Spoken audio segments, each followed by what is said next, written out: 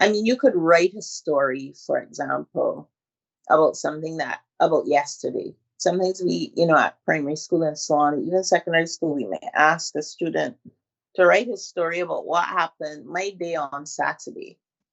And that story could start with, I woke up at 5 o'clock and I went downstairs and I had eggs for breakfast. And then I went and I fed the dog. And then I said hello to the cat.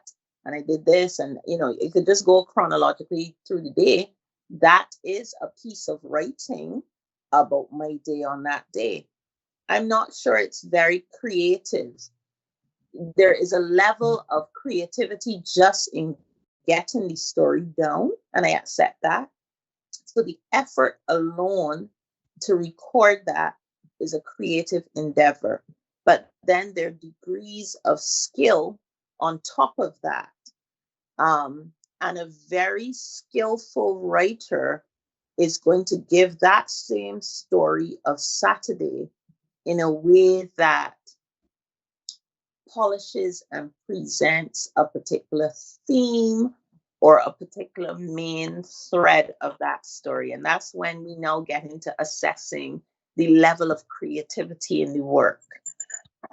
So that is what I would say makes it creative writing as opposed to just writing, just writing about something. There are degrees of skill to it. So it has to be, that definition has to encompass the level of skill employed to tell that story. Thank you so much for that. I appreciate the conversation, and I believe that the audience, the people that are listening to you, they have a lot to learn from it. Yeah, certainly there is a lot to learn from it. Thank you for Thank that. you. Thank you so much. All right, now for the people that are listening to you and maybe they want to connect with you better, how can they do that? I want you to use this few seconds to promote yourself and what you do and how people can reach out Well, to you.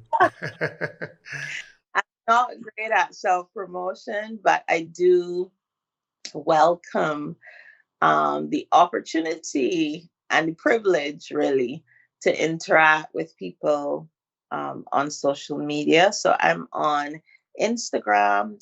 My handle is at Cherie Jones Writes, just the at sign Cherie Jones Writes, and that's CHERIE, one R, Jones Writes, Cherie Jones Writes.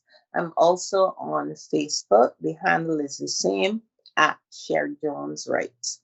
And I think I'm pretty good at responding to messages via social media and saying hello to people. I mean, I really do consider what I do to be a privilege. It's always a pleasure to hear from people who are interested in my writing or who are writers themselves and just kind of maybe need to hear um, a little bit about my journey or want to talk a little bit about the book or tell me what they got from it. That's always, I love going to book club meetings for that reason. So, yeah, that's how people can reach out to me. All right. Now, to conclude the conversation today, what would you like to say as a final thought in line with what we have discussed? Or maybe something different you want to put out there to conclude the conversation? Please go ahead and do that. Well, I think for me, I have a special place in my heart for aspiring authors. And why I put it that way, I mean, if you're a writer, you're a writer from birth, you're a writer whether published or not, whether people recognize your work as being good, bad, or indifferent. If you identify as a writer and you write, you're a writer. But there are people who are on that path towards publication, being a published author, um, and who might struggle at some points in that process, in that journey. And I have a special place in my heart for people like that because I am one of those. When I sort of crystallize in my mind that I had this intention and this ambition to publish internationally, I was 20 something years old. And I'm not going to give away my age too much, but let's just say it took me over 20 years.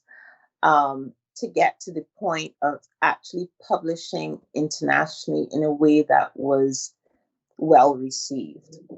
And I just want to tell those people who, like me, might have been writing after work, in between jobs, using holidays to write and to learn more about writing, and kind of seeing one after the other overnight publishing success, come over the news. I will never forget, there's this particular famous author who managed to get a book deal when her manuscript wasn't even fully completed. It was a huge book deal. It was her first book. She was very young, and she did really well. And that was in the reality of my story.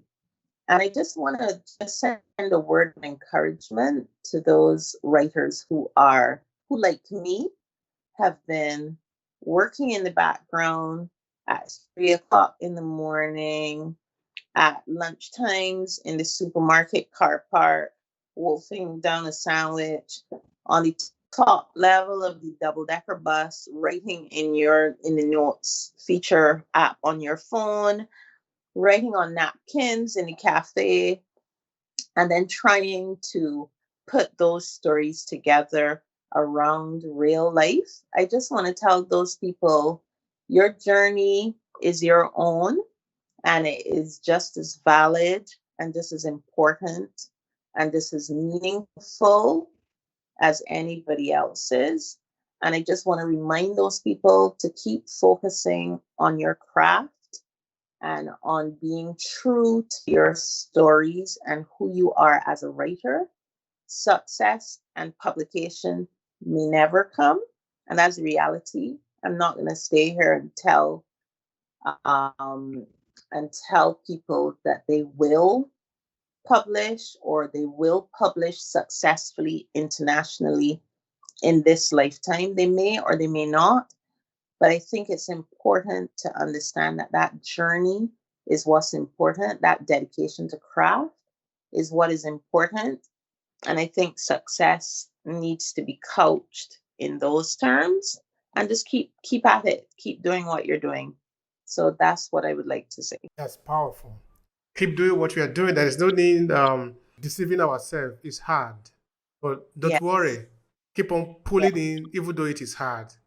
That is Keep putting it. in the work. Keep putting in the work, because we live in a society that right now especially equate success with recognition and fame and a lot of money. And as long as you're defining success in storytelling in those terms, and I had to learn this the hard way. Don't think I'm sort of saying this and I had an easy journey and now it's easy for me to say it. I had some hard lessons along the way. Um, I think we really need to be clear on what success is for us in writing or in any field of creative endeavor. When you have a calling, the important thing is the work. And whatever you do um, in relation to that work is service. And service isn't always recognized by fame or by lots of money. Um, but that doesn't make it any less a service to humanity. And I think on some level, there are rewards for that. But I think it's really important to just keep going and just stay focused on what is really important. So that's what I would say. Yeah. I really have a beautiful time here looking at your work, what you do, the value for it. It is wonderful. Thank you so much. I've really enjoyed talking to you today as well. I've had some questions that I have not had in any other interview or podcast, and I really appreciate that. It really has Thank, been a pleasure. thank you. Thank you. It's a pleasure on my part. I appreciate it. Thank you.